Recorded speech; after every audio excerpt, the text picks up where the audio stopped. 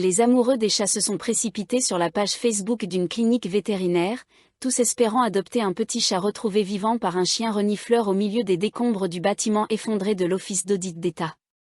La clinique vétérinaire Wipawadi a annoncé lundi qu'elle cherchait un nouveau foyer pour la jeune femelle, âgée d'environ 2 mois. La petite féline a été retrouvée vers 20h dimanche par Naré, un chien renifleur. Le chat avait survécu pendant 10 jours dans les décombres du bâtiment de 30 étages frappé par un tremblement de terre avant d'être découvert par le chien de recherche et de sauvetage. Le chat a immédiatement été envoyé à la clinique vétérinaire Wipawadi pour y recevoir des soins. La vétérinaire Wipawadi Patom Rapipom, qui dirige la clinique, faisait partie des volontaires venus en aide aux animaux piégés dans le bâtiment effondré. Elle a d'abord surnommé la chatte Saton, un nom proche du mot anglais strong, fort, en raison de sa forte volonté de survivre. En thaï, ce mot s'écrit de la même manière que l'abréviation de l'Office d'audit d'État, mais se prononce différemment. Le chat orange trouvé par le chien K9 Naré la nuit dernière est avec moi. Toute personne souhaitant l'adopter peut la prendre gratuitement, a déclaré la vétérinaire sur Facebook. Le chat grandira fort, c'est certain, a-t-elle ajouté. Saton a subi un nouvel examen de santé lundi. Elle présentait de la fièvre et était infectée par un coronavirus, parmi d'autres maladies. La jeune chatte sera soignée jusqu'à ce qu'elle soit en bonne santé, et la clinique lui a promis, nous te trouverons un nouveau foyer. Les amoureux des chats postant sur la page de la clinique s'accordaient tous à dire qu'elle était très mignonne, et beaucoup espéraient devenir son nouveau propriétaire. Pojana Manotam a publié sur la page de la clinique que Saton était désormais une star et serait certainement accueillie chaleureusement dans un nouveau foyer. J'espère juste que le nouveau foyer ne sera pas un condo. Cela m'inquiète un peu, a-t-elle déclaré, reflétant les craintes concernant la sécurité des immeubles de grande hauteur à Bangkok en cas de séisme.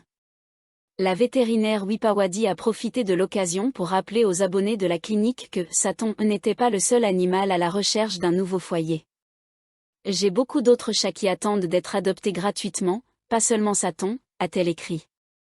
Les chiens renifleurs ont été retirés du bâtiment effondré de l'Office d'audit d'État à Bangkok après 11 jours de recherche de survivants. Les enquêteurs commenceront à recueillir des preuves au milieu des décombres mardi, alors que l'enquête débute sérieusement pour comprendre pourquoi ce bâtiment de 30 étages en construction s'est effondré lors du séisme du 28 mars. Sutikyar Sofanik, directeur de K9 Usar, Recherche et Sauvetage Urbain Canin, Thaïlande, a déclaré lundi que les chiens renifleurs travaillent normalement sur un site de catastrophe pendant 7 à 10 jours. Les recherches sur le site du district de Chatuchak avaient déjà duré 11 jours. Les chiens et leurs dresseurs avaient fait de leur mieux, et il était maintenant temps d'utiliser des engins lourds pour dégager les débris, a-t-il expliqué. K9 Usar Thaïlande a déployé 9 chiens renifleurs et leurs dresseurs sur le site de l'effondrement, tandis que K9 Usar Canada y avait également un chien. L'enquête visant à déterminer pourquoi ce bâtiment s'est effondré, alors que d'autres immeubles de grande hauteur à Bangkok sont restés structurellement intacts, commencera mardi. Elle impliquera principalement le département des enquêtes spéciales, DSI, le département des travaux publics et de l'aménagement du territoire, ainsi que le bureau de la police métropolitaine. Le pôle MAJ Waranand Srilam, directeur de la protection des consommateurs au DSI, a déclaré lundi que les responsables du DSI et les inspecteurs du département des travaux publics et de l'Institut thaïlandais des normes industrielles vérifieraient la qualité du béton et de l'acier sur le site de l'effondrement. Le DSI enquêtera également sur l'éventuelle utilisation de prêts non thaïlandais par l'entreprise de construction. Il a conseillé aux 3 ressortissants thaïlandais, répertoriés comme actionnaires de China Railway Numéro 10 Engineering Co., de se présenter à la police et de partager les informations dont ils disposent avec les autorités. CREC 10 fait partie du consortium ITD CREC, contracté pour construire le bâtiment de 30 étages de l'Office d'audit d'État pour un coût de 2,1 milliards de baht.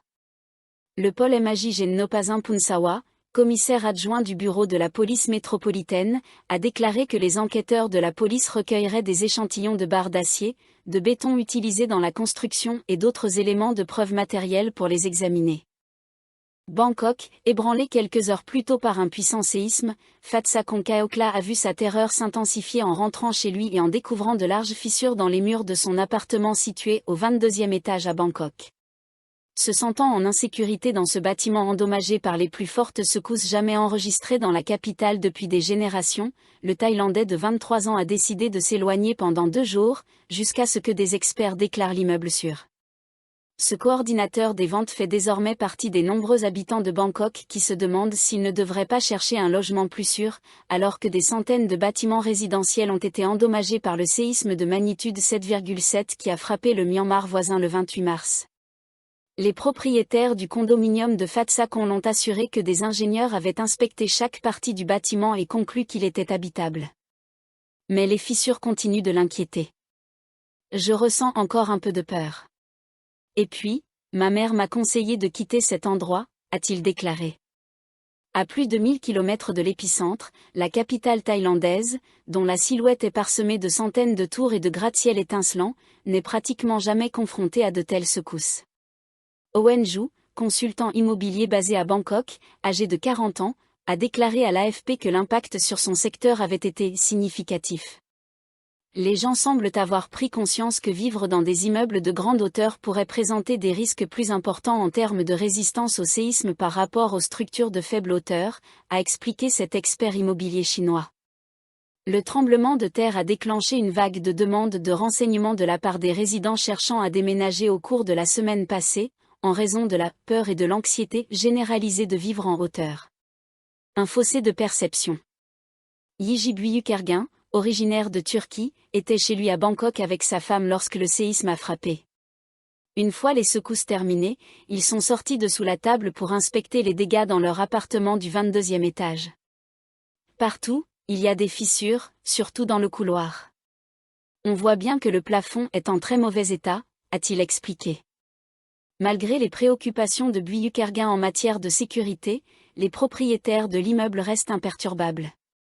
Ils disent que c'est sûr à 100%, mais je n'y crois pas, a-t-il ajouté. Un grand nombre d'appartements studios dans les vastes projets résidentiels de Bangkok sont loués avec des baux annuels nécessitant un dépôt de 2 mois.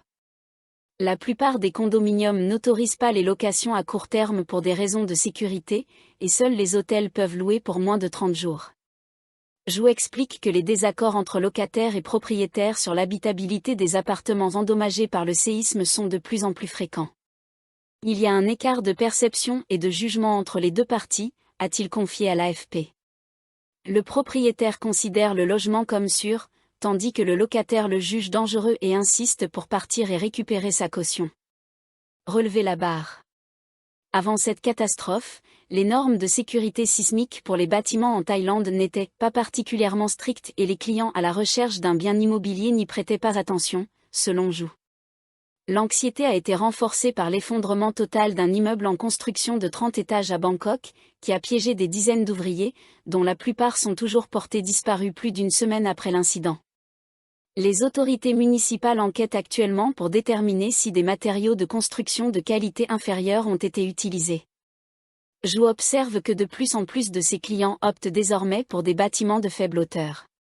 Pour les acheteurs toujours intéressés par les immeubles de grande hauteur, ils exigent souvent que la propriété ait subi peu ou pas de dommages lors du récent séisme, ou du moins qu'elle n'ait pas été gravement affectée. Il estime que les prix de l'immobilier augmenteront à long terme, la demande pour des bâtiments plus sûrs incitant à l'adoption de mesures de résistance sismique coûteuses, ajoutant que la barre du secteur immobilier thaïlandais a été relevée. Mais pour Büyükergen, les discussions sur l'amélioration des réglementations en matière de construction ne suffisent pas à apaiser ses craintes face aux facteurs géologiques incontrôlables. Bien que la fréquence des séismes dans son pays natal, la Turquie, lui ait causé de l'inquiétude, il ne s'attendait pas à ressentir la même chose en Thaïlande. Je pensais que la Thaïlande était sûre, se souvient-il.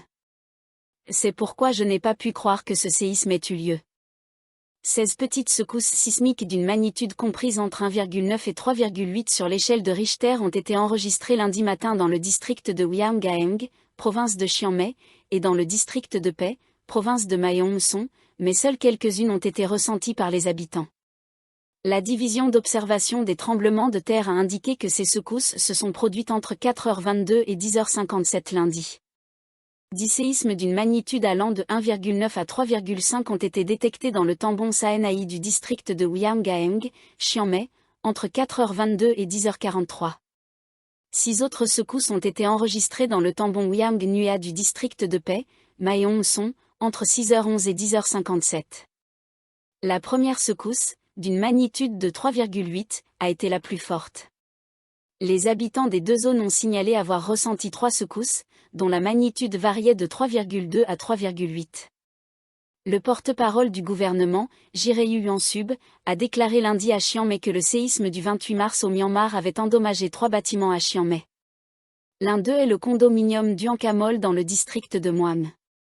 Cet immeuble de 8 étages, comprenant 102 unités et âgé de plus de 3 décennies, a été évacué et bouclé en raison de déformations et de fissures structurelles observées au premier étage.